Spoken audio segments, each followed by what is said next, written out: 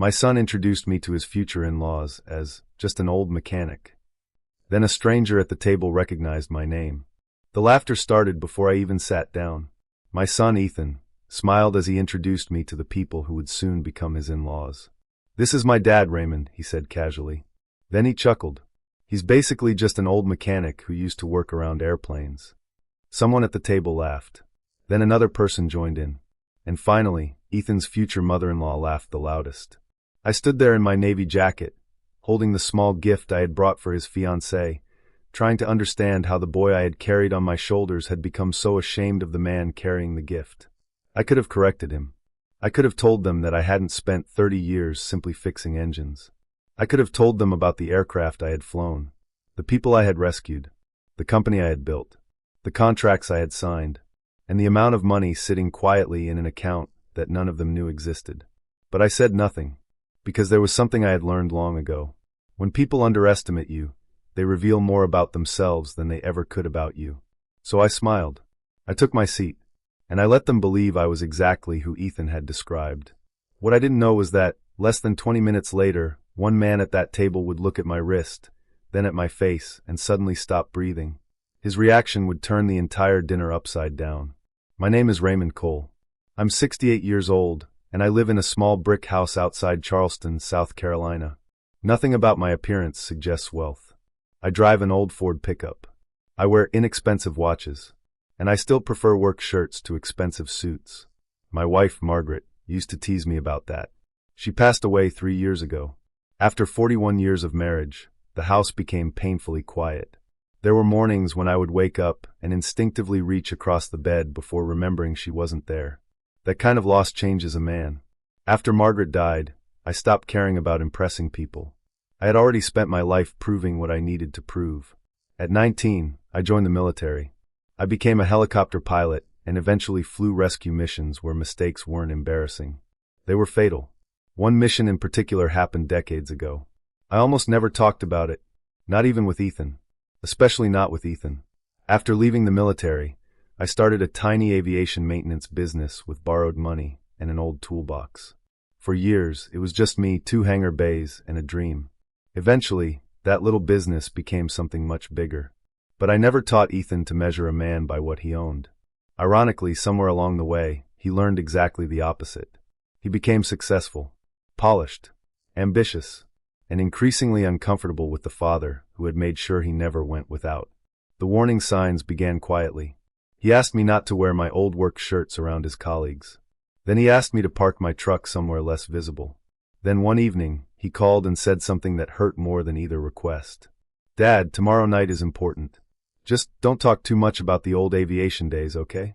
I stared at the phone after the call ended. I didn't know it then, but Ethan wasn't preparing me for dinner. He was preparing his future in-laws for a carefully edited version of his father. And that version was about to collapse. Because sitting 3 chairs away from me that night was a man who had spent more than 30 years trying to find the pilot who once saved his life. And when his eyes finally landed on the faded mark on my wrist, his face changed completely. Because he knew exactly who I was. The moment Victor Whitmore saw my wrist, the smile disappeared from his face. He had been sitting comfortably beside his wife, making small talk with Ethan's fiancée, but suddenly he wasn't listening anymore. His eyes were fixed on me. More specifically, on the faded tattoo just beneath my watch. It was an old military marking. A helicopter blade surrounded by a narrow ring with 3 characters beneath it. R-17. I had gotten it decades ago, after a mission I rarely mentioned. Most people never noticed it. Victor did. He leaned forward slightly. "Raymond," he said. His voice had changed. I looked at him. "Yes." He swallowed. "Where did you serve?" The question seemed harmless. Ethan answered before I could. "Oh, Dad was in the military for a little while. Nothing major." I turned toward my son. "Nothing major." That was how he described it. I didn't correct him. Victor's eyes narrowed. "Where?" I answered quietly. "Fort Campbell." "Then overseas." Victor stopped moving. "Overseas where?" I looked at him for a second. "Several places." He stared at my wrist again, then at my face, and something passed through his expression that I couldn't explain. Recognition, fear, maybe even disbelief. Across the table, Ethan noticed. "Mr. Whitmore, are you okay?" Victor didn't answer. Instead, he asked me another question. What was your call sign? The room suddenly felt smaller. My fingers tightened around the water glass. I hadn't heard that question in years. I looked at him. Raven 6. Victor's chair scraped against the floor. Everyone turned. His wife whispered, Victor? He didn't respond. He was staring at me like he'd just watched a ghost walk through the restaurant door. And then he said something that made Ethan's face go completely pale. I've been looking for you for 34 years. No one laughed anymore. The servers had stopped moving. Ethan slowly lowered his glass. Dad. I could hear confusion in his voice. Victor stood. I knew that voice, he whispered. I knew those eyes. I didn't understand. Not yet. Victor walked around the table. Every step seemed heavier than the last. Then he stopped directly in front of me. Raymond Cole, he said quietly. Were you flying a Black Hawk near Al-Khafji in March of 1992? My heart stopped for half a second. That mission. I hadn't spoken about it in decades. Not because I was ashamed. Because remembering it still hurt. I looked down at the table. Yes. Victor closed his eyes. His breathing became uneven. My God. Ethan stood up. What happened? Victor looked at him. Then back at me. And suddenly the polished businessman, who had seemed completely comfortable all evening, looked like an old soldier again. You don't know what your father did, he told Ethan. Ethan's face tightened. What are you talking about? Victor didn't answer immediately. Instead, he reached into the inside pocket of his jacket and pulled out a small, battered metal box. He placed it on the table. My eyes locked onto it. I knew that kind of box. Military issue. Old. Very old. Victor opened it. Inside was a photograph. A young man in a dusty uniform stood beside a helicopter. I recognized the aircraft. I recognized the mission. And then I recognized the young soldier standing beside it. Victor turned the photograph toward me. That's me, he said. The room went silent again. I looked at the photograph. 34 years disappeared in an instant. I remembered the smoke, the screaming, the burning vehicle, and a voice over the radio begging me not to leave. But there was one detail about that mission I had never told anyone. Not even my wife. Not even Ethan. Because after we lifted off that day, I had discovered something inside the helicopter that changed the way I remembered the entire rescue. Victor's hand trembled on the photograph. You saved my life that day, he said. Ethan stared at me. But Victor wasn't finished. He leaned closer and lowered his voice. And Raymond. I looked at him. There was another reason I've spent all these years trying to find you. What he told me next had nothing to do with the rescue itself. It had to do with a promise made over a dying man's blood, and Ethan was about to learn why his father had kept that promise for more than 3 decades. Victor kept one hand on the old photograph. The other was pressed against the table, as if he needed it to keep himself standing. Nobody spoke. Not Ethan. Not his fiancée Claire. Not even Victor's wife. Finally, Victor looked directly at me. Do you remember the medic? I did. I remembered him better than I wanted to. A young soldier with blood covering both hands, shouting over the helicopter blades that one of his men was still alive. I remembered the way his voice cracked when he begged us not to leave. I remembered looking at the fuel gauge and knowing we had almost no room for another mistake. And I remembered making a decision that could have killed everyone aboard. Yes, I said quietly. Victor nodded. That medic was me. Ethan stared between us. Dad, you never told me any of this. I looked at him. You never asked. The words landed harder than I expected. For years, I had convinced myself that Ethan simply didn't know my past. But sitting there watching his face, I realized something more painful. He hadn't been curious enough to find out. Victor continued. After we landed, I was told the pilot had disappeared from our unit before I could thank him. I spent years trying to find you. He reached inside the metal box again. This time he pulled out a folded piece of paper. It was yellow with age. I wrote this the night after the rescue. He unfolded it carefully. I promised myself that if I ever found the pilot, I'd tell him what happened to the man he rescued. Victor looked at me. He survived. My chest tightened. The soldier I had carried out of that desert had lived. I had wondered about him more times than I could count. Victor continued. He went home, raised 2 children, then grandchildren. He died peacefully several years ago. I lowered my eyes. For some reason, hearing that was harder than I expected. I had spent decades telling myself that rescue missions were about getting people out alive. You didn't think about what happened afterward. You couldn't. There were too many missions. Too many faces. Too many names. But Victor remembered. And suddenly, the man my son had introduced as an old mechanic was sitting across from someone who had carried my name in his memory for more than 3 decades. Victor's eyes became wet. I wanted to shake your hand before I died. Then he looked toward Ethan. And your son introduced you as someone who fixes gutters. The silence that followed was brutal. Ethan looked down. His face was red. Dad. I raised my hand. It's all right. But it wasn't. Not really. Because the truth was, Victor's words had exposed something I had tried very hard not to admit.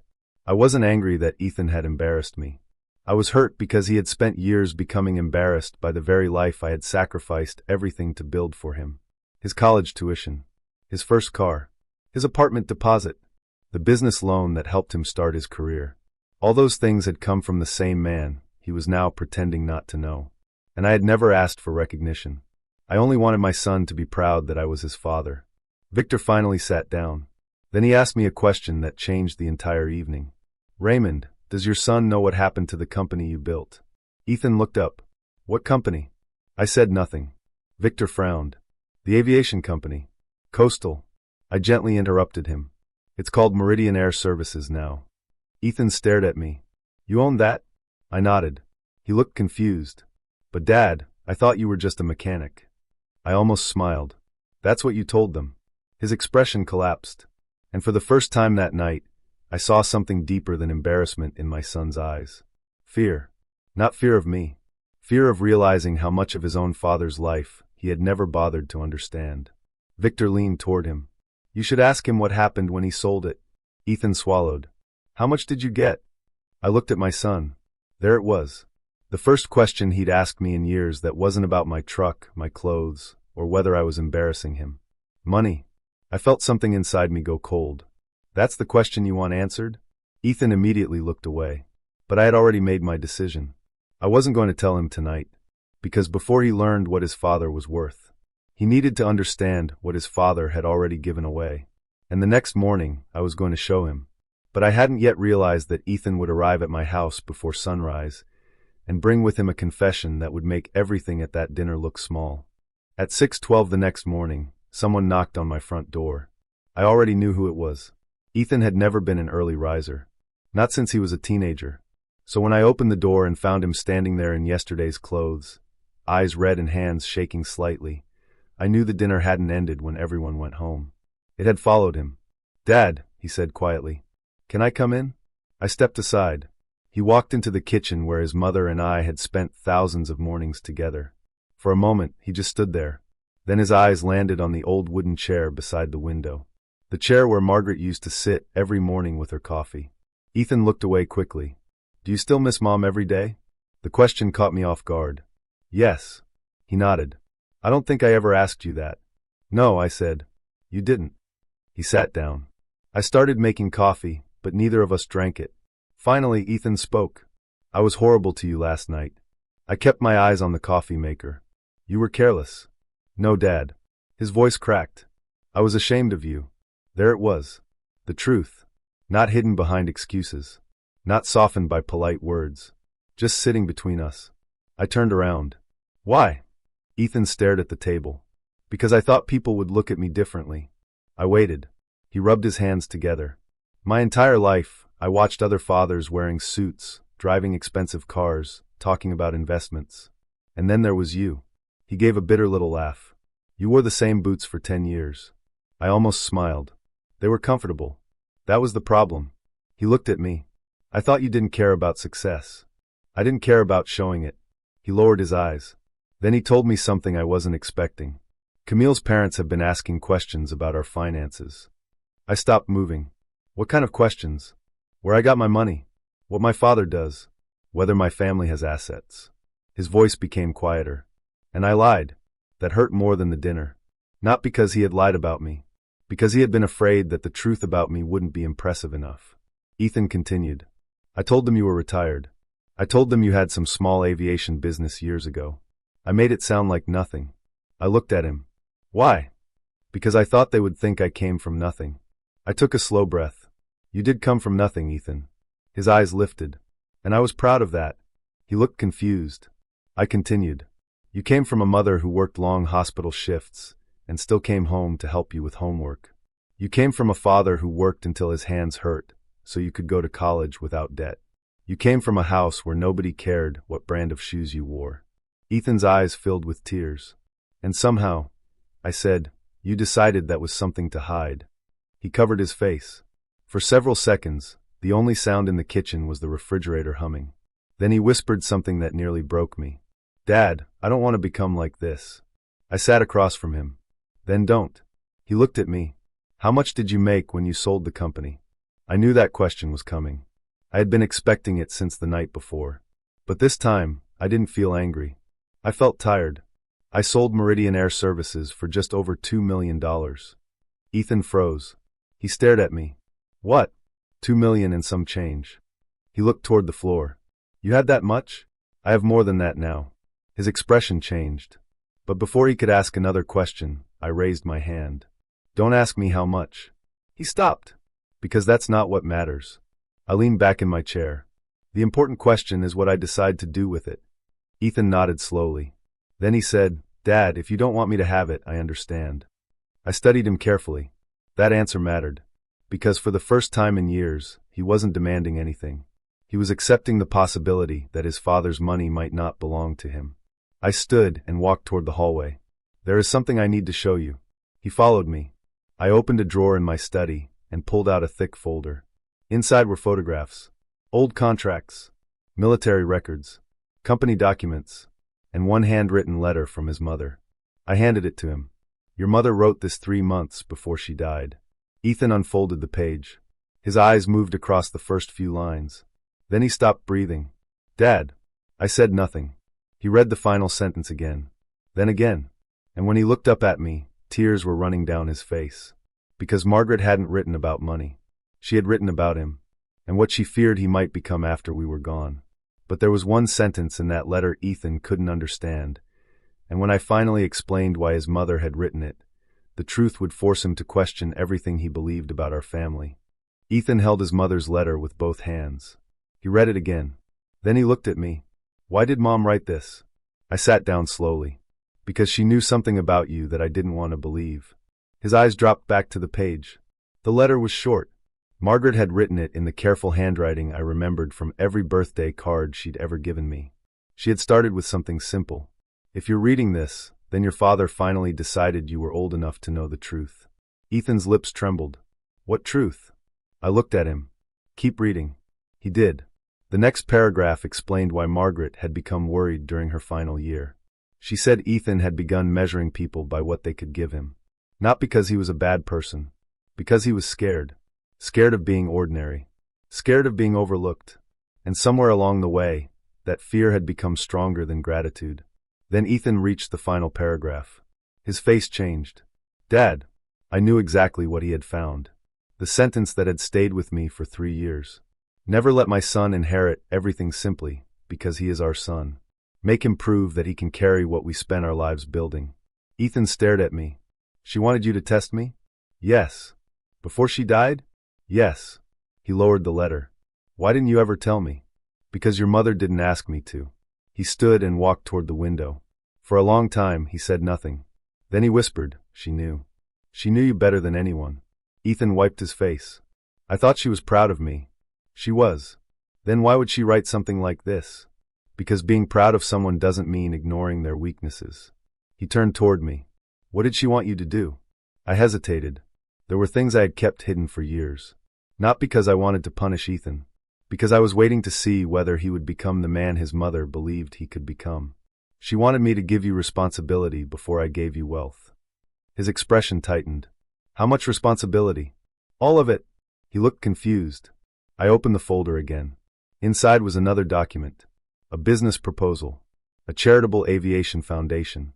Something I had been planning for months. After selling Meridian Air Services, I had wanted to create a foundation that would provide scholarships and emergency aviation training for veterans and low-income students. But I had never announced it, because I had been waiting. Ethan picked up the document. You were going to give this to me? Not give it to you. I shook my head. I was going to offer you the chance to build it. He stared at the pages. What would I have to do? Start from the ground up. His eyebrows rose. No money. No money from me. He swallowed. You'd let me run it? If you earn it. He looked down again. I could see the conflict inside him. He wanted the answer to be yes. But he also wanted the easy version. The version where his father quietly transferred money into an account and called it an inheritance. I knew that because I had once been his age. Then Ethan asked something I wasn't expecting. What happens if I fail? I looked at him. You learn. And if I succeed? Then you'll finally understand why I never cared about the truck. His eyes filled again. For the first time, I saw something different in him. Not embarrassment. Not greed. Responsibility. He placed the proposal back on the desk. I'll do it. I nodded. Then there's one more thing you need to know. He looked at me. The foundation won't belong to you. His face fell slightly. It will belong to your mother's name. I pointed toward the document. And the first person you're going to help is someone who worked for me for 19 years. Who? His daughter. Ethan frowned. She wants to study aviation maintenance, but her family can't afford it. He looked at me silently. I continued. Your mother used to bring her father lunch when he was an apprentice. He never forgot that kindness. Ethan's eyes lowered. So that's what Mom meant. Partly. He looked up. What else did she mean? I didn't answer immediately, because there was one final page in the folder. A page I had never shown Ethan. It contained the exact amount of money Margaret had instructed me to set aside. And when Ethan saw the number, he would finally understand that his mother's last wish wasn't about inheritance. It was about whether her son could learn to give without expecting anything back. But before I could show him that page, my phone rang. It was Victor Whitmore, and his reason for calling had nothing to do with the dinner. The phone rang before I could open the final page. Victor Whitmore. I glanced at Ethan. Give me a minute. I stepped into the hallway and answered. Victor? His voice was unusually quiet. Raymond, I need to ask you something. Go ahead. Did you ever tell your son about the money? I looked toward the study. No. Good. That word made me pause. Why? Victor took a breath. Because I spoke with my wife last night. And then I spoke with Camille. I felt my stomach tighten. What does Camille have to do with this? More than you realize. He told me that after the dinner, Camille had confronted Ethan. She hadn't defended his behavior. She had told him plainly that she was embarrassed by what he had done. But then she had asked her father something. She wanted to know why Victor had reacted so strongly when he heard my name. Victor told her the entire story. And Camille had remembered something. A conversation she had overheard months earlier. A conversation between Ethan and a financial advisor. My grip tightened around the phone. What conversation? Victor lowered his voice. Your son wasn't only worried about what his parents would think of you. I waited. He was worried about what would happen to your estate. The words hit me harder than I expected. For several seconds, I said nothing. Then Victor continued. Apparently Ethan had been asking questions about your property, your company sale, and whether you'd updated your will. My chest became heavy. I had suspected many things over the years, but I had never wanted to believe that. Are you sure? Camille is sure. I closed my eyes. My son. The boy whose first bicycle I bought. The boy I carried inside when he fell asleep in the back seat. The boy whose mother held his hand through every fever. Was he really calculating what I would leave behind before asking what I needed while I was alive? Victor's voice softened. Raymond, I'm sorry. I swallowed. So am I. After the call ended, I stood in the hallway for nearly a minute. Then I walked back into the study. Ethan was still standing beside the desk. He looked at me. Who was that? Victor. What did he want? I studied my son. This was the moment. I could confront him. I could accuse him. I could throw every suspicion in his face. But something stopped me. Anger makes people defend themselves. Silence makes them reveal themselves. So I simply said, he was checking on me. Ethan nodded. Then he looked toward the folder. Can I see the last page? I picked it up. The page contained one figure. Not my total wealth. Not the value of the house. Not the proceeds from the company. It was the amount Margaret had wanted me to put into the foundation. $480,000. Ethan stared at it. You're giving away almost $500,000? I'm investing it. In other people. Yes. He looked genuinely confused. But why? I smiled sadly. Because money sitting still doesn't change anybody's life. He looked at the number again. Then he asked the question I had been waiting for. Dad, what about me? I sat down. That depends on who you become. He looked hurt. I thought I was your son. You are. Then why do I have to prove myself? I leaned forward. Because being my son gives you a name. It doesn't give you character. He became silent. Then his phone buzzed. He glanced at the screen. I watched his expression change. What is it? He didn't answer. Ethan? He turned the phone toward me. It was a message from Camille. Only 6 words. Your father deserves to know everything. Ethan looked at me. Then he whispered, Dad, there is something I haven't told you. My heart sank. What? He hesitated. I didn't just ask about your estate. I waited. I asked whether you had already changed your will. The room went completely silent. Then Ethan looked me directly in the eyes. I did it because I was afraid you were going to leave everything to someone else. I felt the last piece of doubt disappear. But before I could respond, he said something that changed the entire situation. Because I found out Mom left a second letter. I froze. A second letter? He nodded. And she didn't leave it for me. He reached into his jacket, then placed a sealed envelope on the desk. My name was written across the front, in Margaret's handwriting, and the date on that envelope was 3 days before she died. For 3 years, I had believed I knew everything my wife wanted me to know. Apparently, I was wrong. I stared at the envelope on my desk. Margaret's handwriting was unmistakable.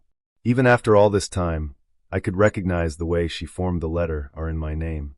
I reached for it, then stopped. Where did you get this? Ethan looked uncomfortable. It was in Mom's old sewing cabinet. The one in the attic? He nodded. I found it yesterday while looking for some of her things. I turned the envelope over. It had never been opened. My hands began to tremble. 3 days before she died. Why would Margaret write me a letter and hide it? I looked at Ethan. Did you read it? No. He hesitated. I almost did. Why didn't you? Because my name wasn't on it. I carefully opened the envelope. Inside was a single sheet of paper. The first line nearly broke me. Raymond, if you're reading this, then I wasn't brave enough to say these things while I still had time. I had to stop. For a moment, I couldn't see the page clearly. I wiped my eyes and continued. Margaret wrote about the years after I sold the company. She knew I had become quieter. She knew I had started wondering whether all the sacrifices had been worth it. But then came the part one wasn't prepared for. She wrote about Ethan. Not the successful man he had become. The frightened little boy underneath him. Our son thinks money will protect him from being ordinary. I read the sentence twice. Then another. Don't punish him for that fear. But don't reward it either. My throat tightened. Margaret had understood exactly what I had failed to see. She knew Ethan didn't hate me. He was afraid of becoming insignificant.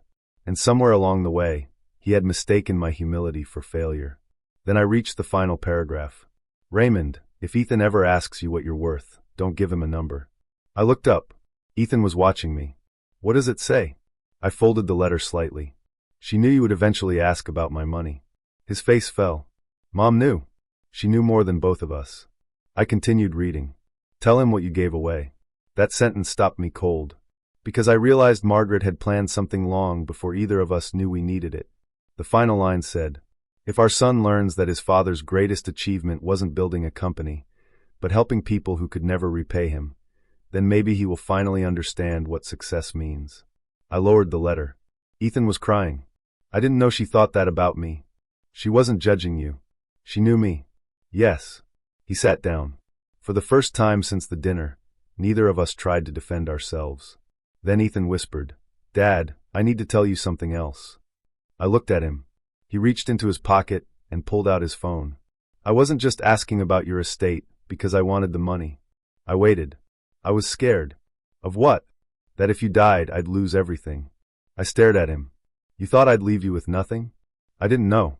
Why didn't you ask me? His eyes filled again. Because asking felt like admitting I needed you. That answer hurt in a different way. I leaned back. You always needed me, Ethan. I know. And I always wanted you to. He looked at me. But I didn't want you to need my money. He nodded.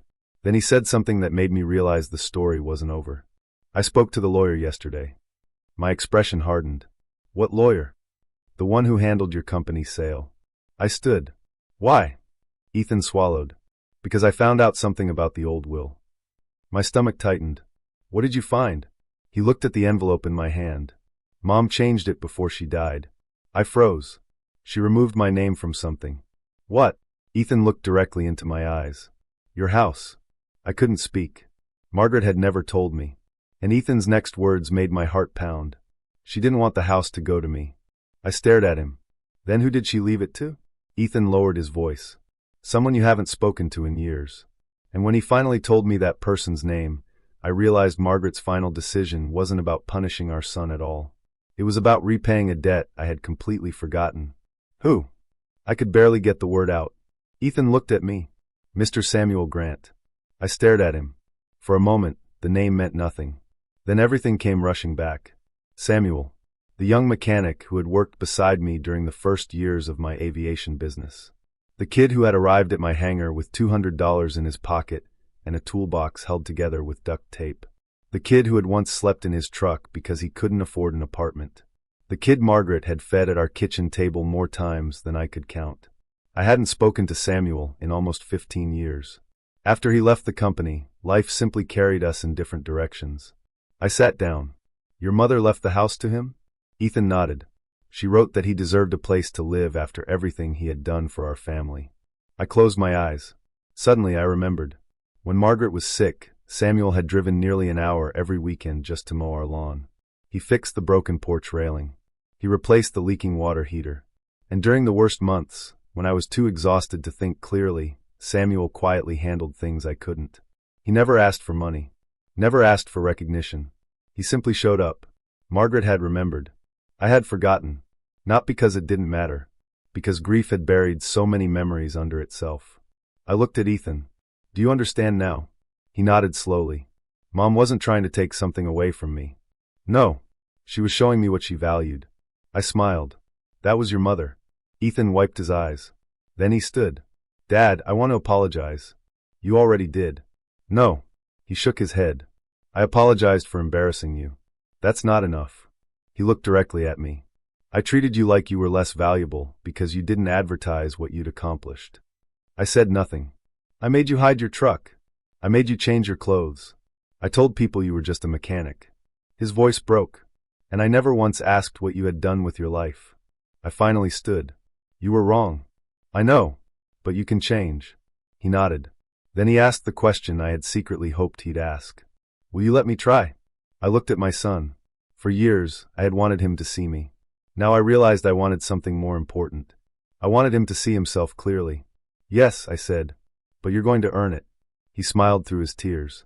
Fair enough. 3 months later, Ethan started working with the foundation. No private office. No assistant. No family money. He spent his mornings visiting technical schools and veterans programs. He met young people who had almost nothing except determination. And slowly something changed. He stopped asking what things were worth. He started asking what they could do for someone else. One afternoon, he came to my house carrying a folder. Dad. What? I found someone. Who? He smiled. A student who wants to become an aircraft mechanic. I knew exactly what that meant. He had finally understood. The scholarship went to a 19-year-old girl whose father had worked for me years earlier. When she called to thank me, her voice shook so badly that she could barely finish her sentence. I cried after we hung up. Not because of the money. Because Margaret had been right. Sometimes the greatest thing a person can inherit isn't wealth. It's the ability to use what you've been given to change somebody else's life. Months later, Ethan and I sat together on my porch. He looked at my old pickup in the driveway. Then he smiled. You know, Dad? What? I actually like the truck now. I laughed. Too bad. I'm not giving it to you. He laughed too. And for the first time in years, it felt like we were father and son again. Not businessman and embarrassment. Not provider and beneficiary. Just a father and the boy he had spent a lifetime trying to reach. Before he left that evening, Ethan stopped at the front door. Dad. Yeah. I'm proud of you. 3 simple words. I had waited decades to hear them. But when they finally came, I didn't feel victorious. I felt peaceful. Because I finally understood something. My son's worst mistake had never been calling me an old mechanic. His real mistake was believing that a man's value could be measured by the things other people could see. That night at the dinner table, they thought they were laughing at a nobody. They didn't know they were laughing at a man who had flown into danger to save strangers. A man who had built a company from nothing. A man whose wife had spent her final days thinking about the kind of person her son would become. And they certainly didn't know that the quiet man sitting at the table had already decided where his fortune would go. Not toward people who wanted his money. Toward people who needed a chance.